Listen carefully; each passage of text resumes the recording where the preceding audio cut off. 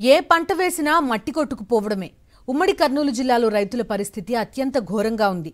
ఉల్లి రైతు చితికిపోయాడు, పత్తి రైతు రగిలిపోతున్నాడు, పొగాకు రైతు మంట మీదున్నాడు, కంది రైతు దివాళా తీశాడు.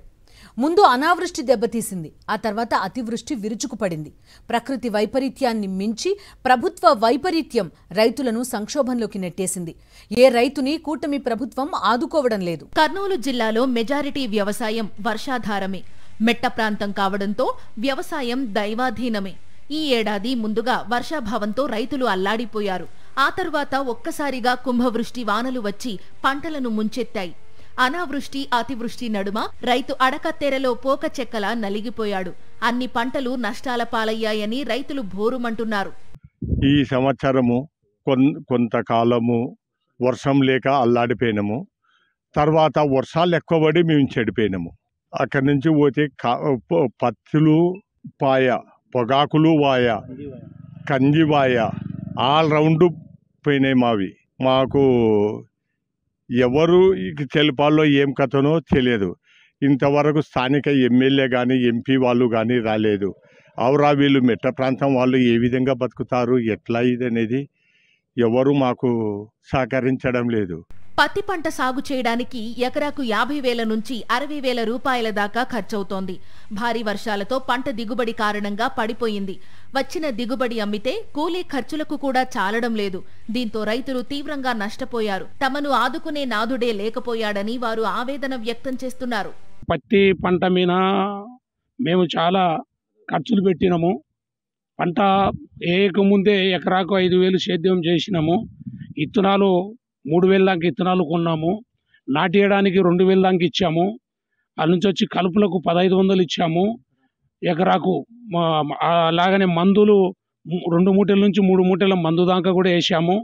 మొత్తం టోటల్ ఖర్చు కౌలు, స్పేర్ మందు, కడుపుల మందు అంతా కలిసి మాకు 50,000 నుంచి 60,000 దాకా ఖర్చు అయినది.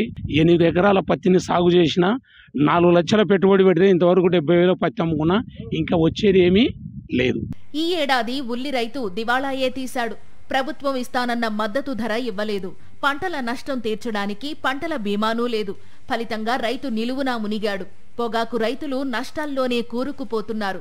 వ్యవసాయ శాఖ అధికారులు సాయం చెయ్యలేమని చేతులెత్తేస్తున్నారు. చేస్తే గిస్తే ప్రభుత్వమే ఏదో ఒకటి చెయ్యాలి. కానీ పాలకులు కనీసం ఆ దిశగా ఆలోచనలు కూడా చేయడం లేదు. పాలకులు ఆదుకోకుంటే ఇక రైతులు వచ్చే ఏడాది వ్యవసాయాన్ని కొనసాగించడం కూడా అనుమానమే అంటున్నారు రైతులు. రైతు వచ్చే సంవత్సరం అసలు వ్యవసాయం అనేటువంటిది చేస్తాడా లేదా అనేటువంటి పరిస్థితి ఏర్పడిపోయింది. క్రాప్ హాలిడే ప్రకటించే పరిస్థితులు కూడా ఆలోచన చేస్తున్నారు రైతులు. అసలు వద్దు, ఈ పంట మాకు వద్దు, ఏది మేము పంటలే వేయము, అసలు బీడుగా పెట్టాలనేటువంటి ఆలోచనలు ఉన్నారు రైతులు. దీన్ని ప్రభుత్వం నుంచి మాకు ఏదైనా అవకాశం ఉంటుందా? ప్రభుత్వం నుంచి ఆదుకొని మమ్మల్ని ఆదుకుంటారా? లేదంటే కనుక రైతులు ఎంతమంది మరణిస్తారో కూడా ఈ పరిస్థితుల్లో తెలియదు. ఎంతమంది బతారు, ఎంతమంది ఉంటారనేటువంటిది తెలియదు. గతంలో దివంగత వైఎస్ఆర్ హయాంలో తమకు న్యాయం జరిగిందని, ఆ తరువాత ఆయన తనయుడు జగన్మోహన్ రెడ్డి పాలనలో రైతుకు మేలు జరిగిందని వారు అంటున్నారు. 2006లో వైఎస్ రాజశేఖర రెడ్డి ముఖ్యమంత్రి అయినప్పుడు ఆయన 2 లక్షలు మాఫీ చేసినాడు. మాఫీ చేసినప్పుడు ప్రతి ఒక్క రైతు ఉత్సాహపడినాడు.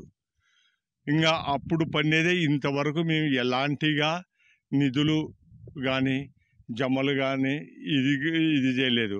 తర్వాత పంట నష్టం కానీ తెలియదు.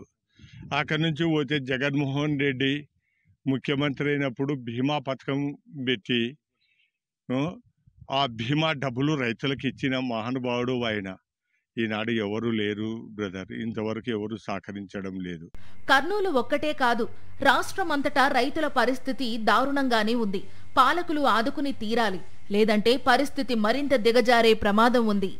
సాక్షి టీవీ ప్రసారాలను నిలిపివేయటం చట్టరీత్యా నేరం. సాక్షి టీవీ ప్రసారాల కోసం మీ స్థానిక కేబుల్ ఆపరేటర్ను వెంటనే సంప్రదించండి. DTHలో ఇంటర్నెట్లో కూడా సాక్షి టీవీ ప్రసారాలను వీక్షించవచ్చు.